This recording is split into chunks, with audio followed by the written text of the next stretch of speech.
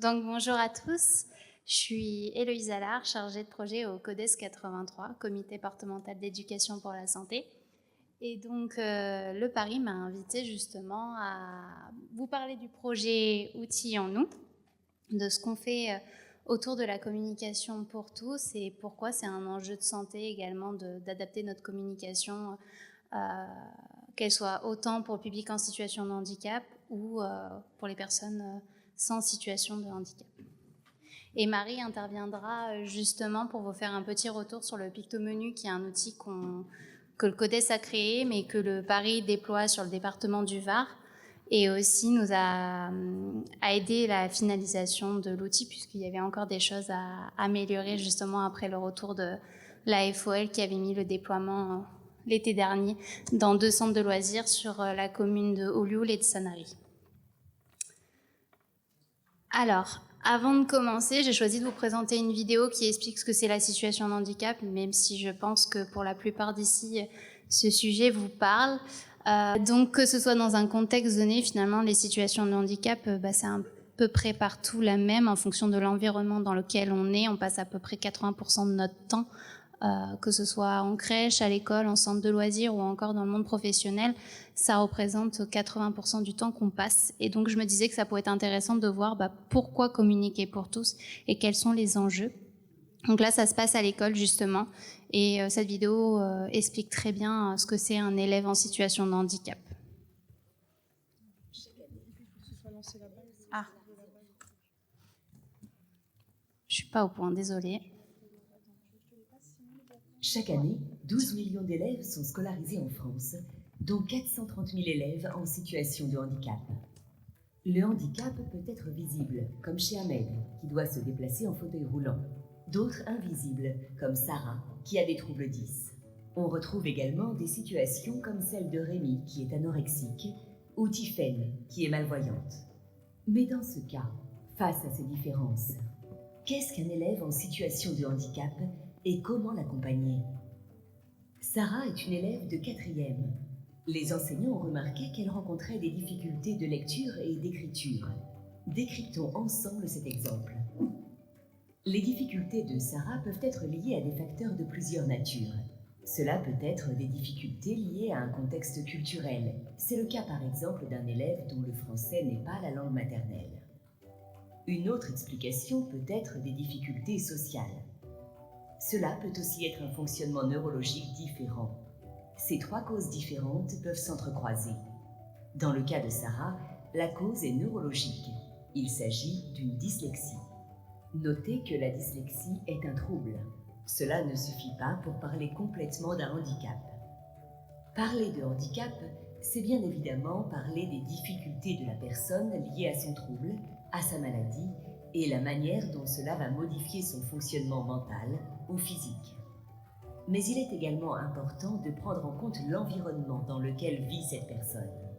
En effet, c'est l'interaction entre les troubles de la personne et son environnement qui produit une situation de handicap. Cet environnement fait parfois obstacle au fonctionnement particulier de l'élève. Dans ce cas, il participe à la situation de handicap. Un environnement scolaire adapté permettra à Sarah de suivre ses apprentissages et participer à la vie en société. Renforcer un environnement adapté n'est pas nécessairement complexe. Cela peut être une simple modification de la police d'écriture pour les devoirs, un aménagement des horaires permettant à Sarah d'avoir plus de temps pour relire ce qu'elle a écrit.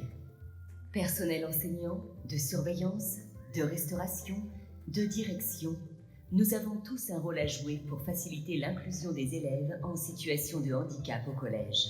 En prenant en compte les spécificités biologiques de ces élèves et en favorisant un environnement adapté, nous permettons à chacun de suivre une meilleure scolarité. En créant un environnement adapté, nous permettons aux élèves de favoriser leur capacité à construire leurs projets et leur autodétermination. Pour y parvenir, il faut parfois s'appuyer sur des ressources externes à l'établissement. Selon votre situation, vous pouvez par exemple vous diriger vers la maison départementale pour les personnes handicapées, les associations de famille, les équipes mobiles de soutien à la scolarisation.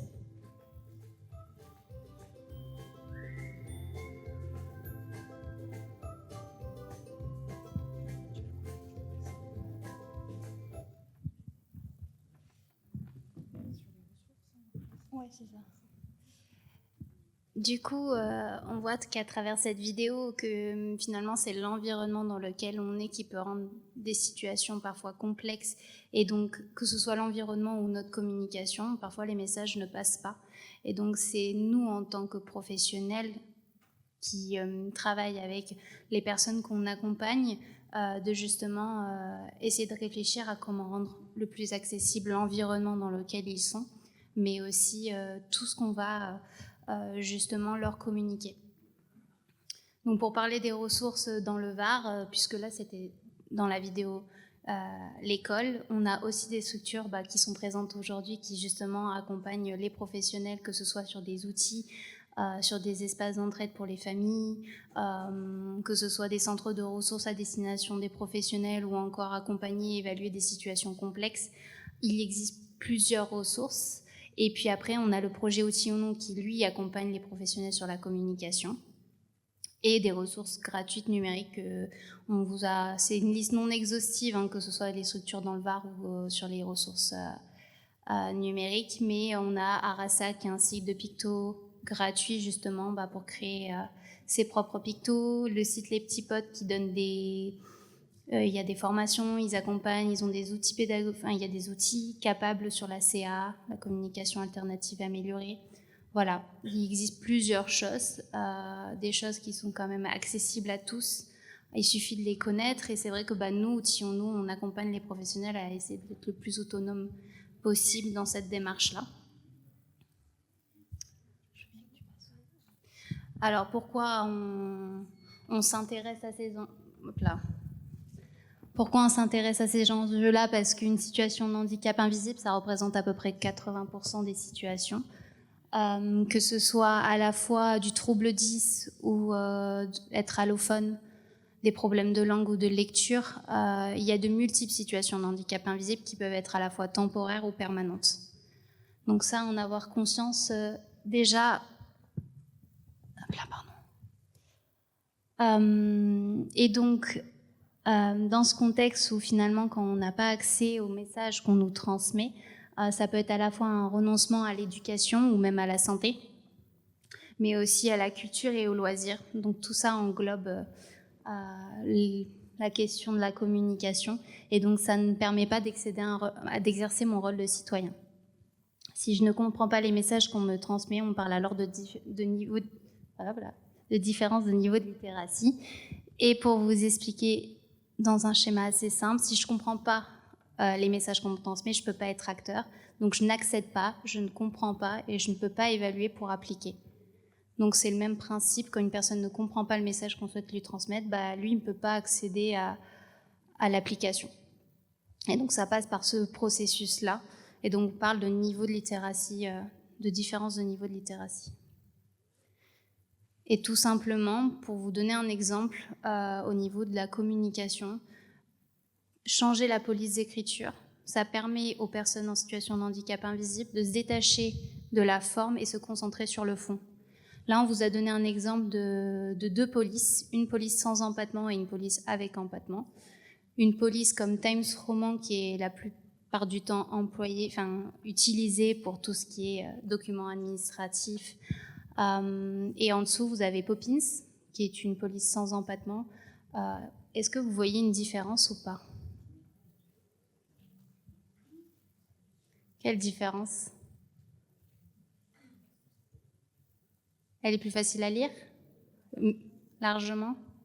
Vous savez qu'il n'existe aucune loi qui impose une police d'écriture quand on envoie un document administratif ou même quand on souhaite faire une communication. Donc finalement, ça vient de la norme, c'est ce qu'on nous a transmis depuis l'école. À partir du moment qu'on est rentré dans le roman, avant le roman, on a des livres scolaires où la police est plus grosse, le texte est non justifié, ou encore une police sans empattement. On utilise souvent Calibri ou Arial. Mais c'est vrai que les polices comme Poppins ou même Luciole ou même Roboto, c'est des polices qu'il faut télécharger pour pouvoir l'intégrer à notre suite Microsoft. Mais une fois qu'elle est intégrée, on peut l'utiliser. Il n'y a aucune loi qui contre-indique l'utilisation de police plus inclusive. Donc, ouais. Je veux juste que je repasse ton schéma d'avant parce que je pensais avoir appuyé et puis en fait je crois que ça l'a pas mis. Vous l'aviez pas vu celui-là? Non, ouais, c'est ce qui me semble. Donc c'était ce que je vous expliquais sur les différences de littératie. Et donc, pour accéder à l'information qu'on me transmet, il faut que je puisse le comprendre, l'évaluer et après l'appliquer.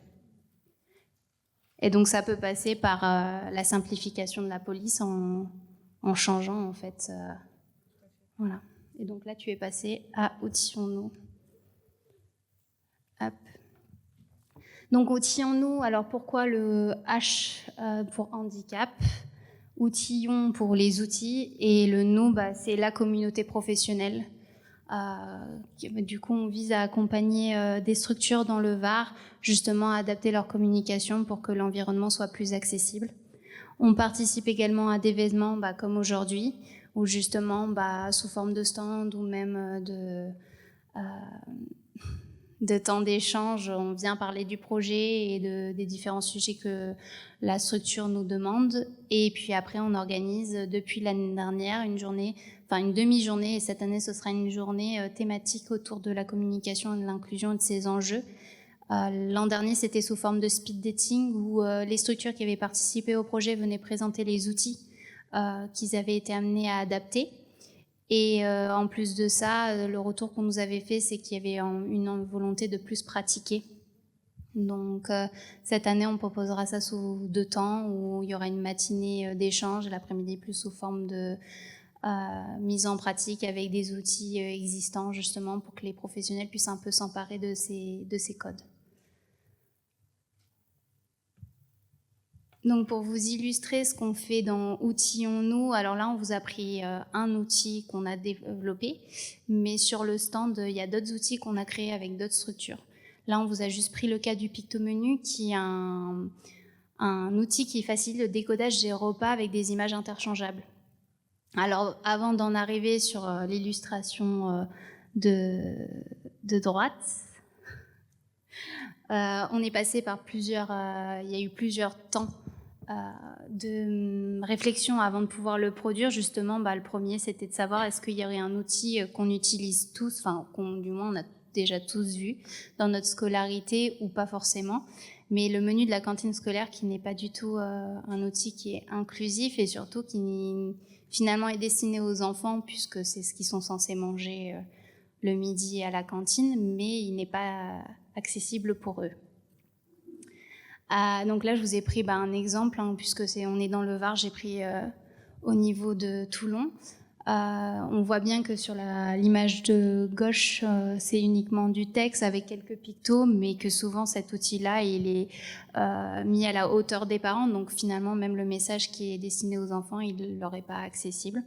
Donc faire toujours attention où on place les informations, surtout au public à lequel on destine. Et donc, sur la photo de droite, c'est ce qu'on a proposé sur une journée, justement pour éviter que les enfants se perdent également dans l'information qu'on leur transmet. Donc, c'est des images interchangeables sur le principe de scotch velcro, où on vient avec les enfants placer les différents repas qu'ils vont avoir, avec à la fois... tu peux pas pointer, non ? Si.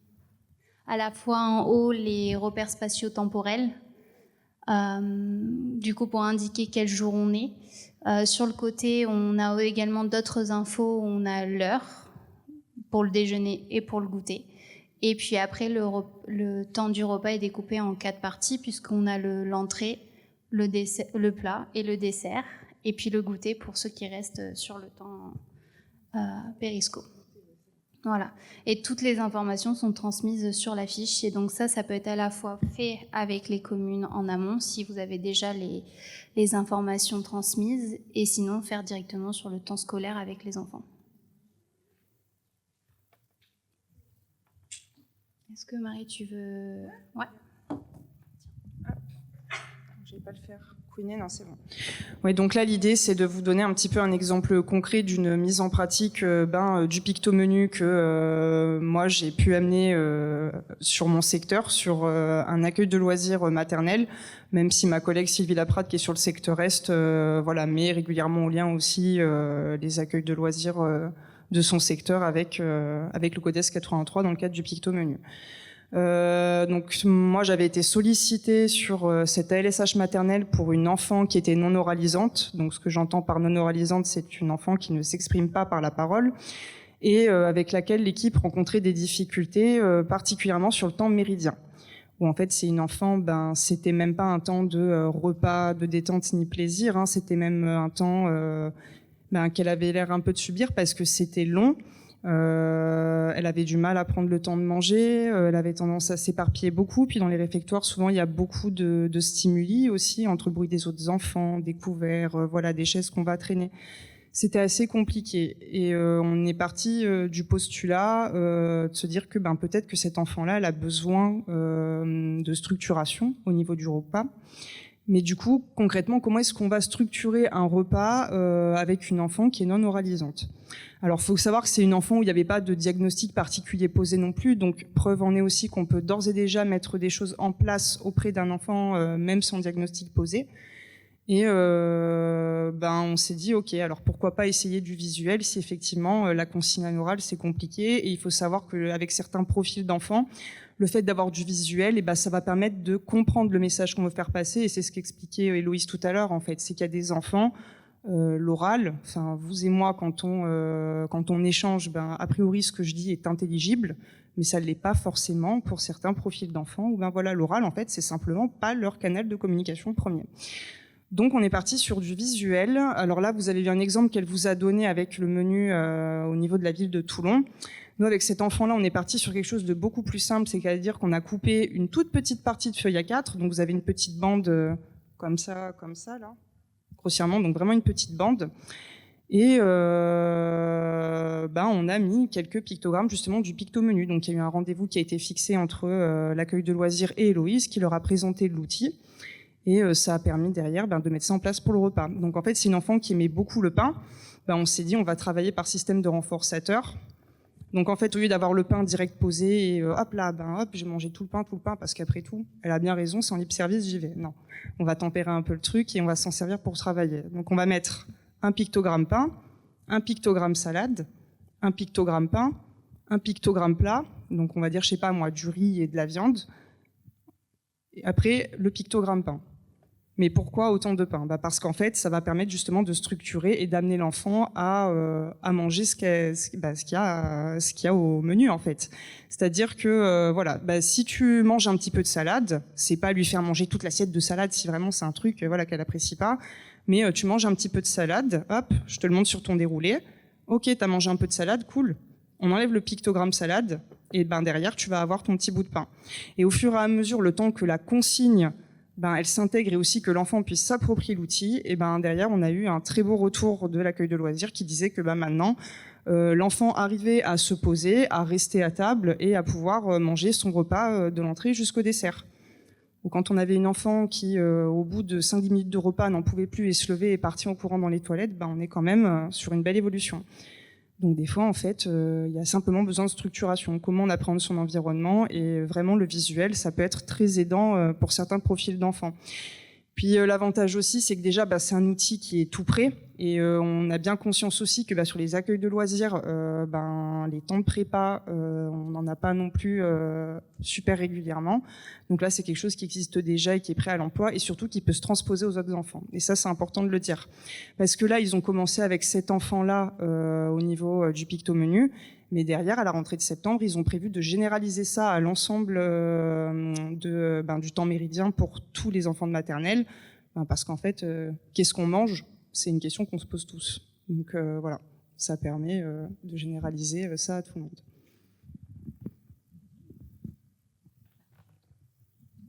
Merci Marie. Donc Marie, elle rebondit sur une des phrases qu'on a sorties plusieurs fois quand on présente le pictomenu. C'est vrai, qu'est-ce qu'on mange ? C'est une phrase qui revient souvent et qui est parfois agaçante pour les personnes qui s'occupent de ces enfants-là, parce que finalement c'est une question qu'on se pose tous, qu'on soit enfant ou adulte. Et donc le pictomenu, il aide autant des personnes en situation de handicap ou non, et justement l'idée c'est un outil inclusif, donc il est fait pour tous. Avec cet outil, on est sur rendre accessible et compréhensible qu'est-ce que je vais manger le midi. Il y a 2 pictomenus, il y en a un pour les 2-6 ans et un pour les 6-150 ans, pour dire que c'est pour tous.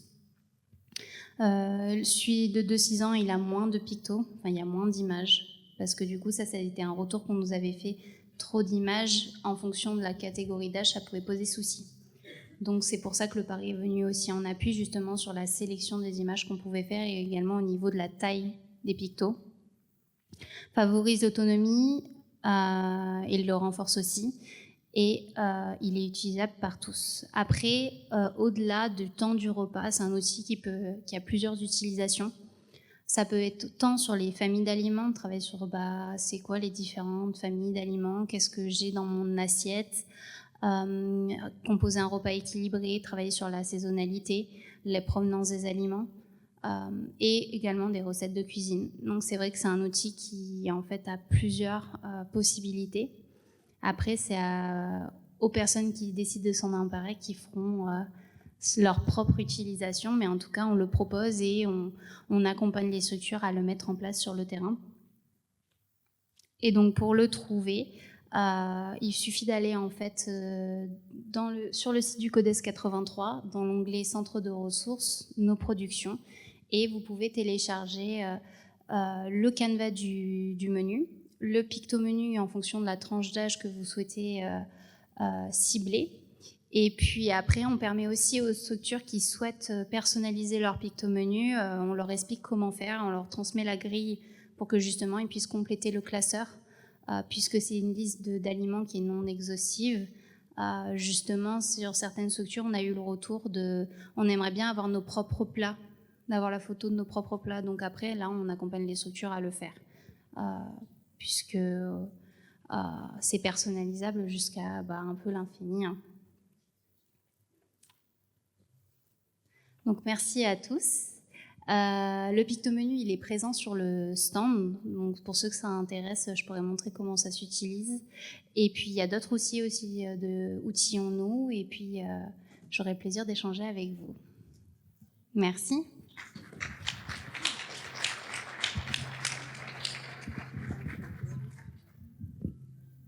Donc merci pour votre attention en tous les cas. Donc voilà, comme dit tout à l'heure, vous pouvez d'ores et déjà retourner faire un tour voilà, au niveau des stands et au niveau des petits ateliers au centre de la Plesse qui vont être mis en place. Je vous encourage aussi vivement à aller voir la salle Snozelaine qui est proposée par les Magnolias, parce qu'il y a beaucoup d'outils, je pense, qui pourraient vous servir aussi sur le terrain. Et si vous le souhaitez, vous avez café, thé et petits gâteaux derrière si vous ne vous êtes pas encore servi.